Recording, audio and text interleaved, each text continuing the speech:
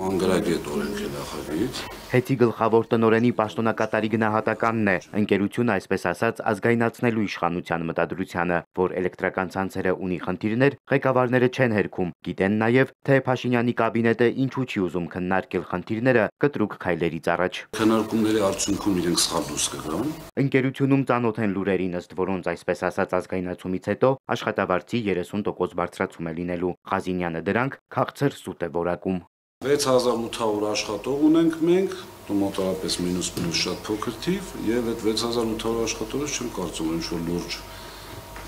քանակ կհավատա դրան, որովհետեւ աշխատավարձների 30% բարձրացնելու պարագայում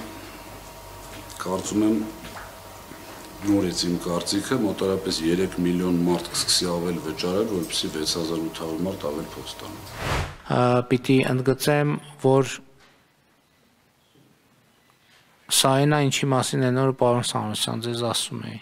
Մի քանի հասարանոց ընկերությունը պետականացնելու հիմնավորումներից մեկն էլ կառավարության եւ ազգային ժողովի նիստերի ժամանակ հոսանքազրկումներն են։ Ղազինյանի ասելով, հեծը ոչ թե հոսանք արտադրող է կամ տեղափոխող, այլ բաշխող։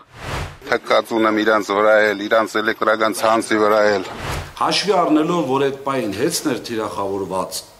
ինքը հեծն է հիշել կամ հեծն է ասել։ Հեծի ազգայնացումը կարող է լինել Սամվել Կարապետյանի ազատության գինը։ Հնարավոր չէ։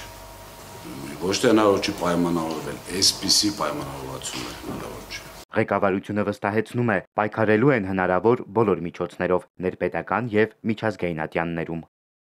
Սևակ Վարդումյան, Էպիկենտրոն։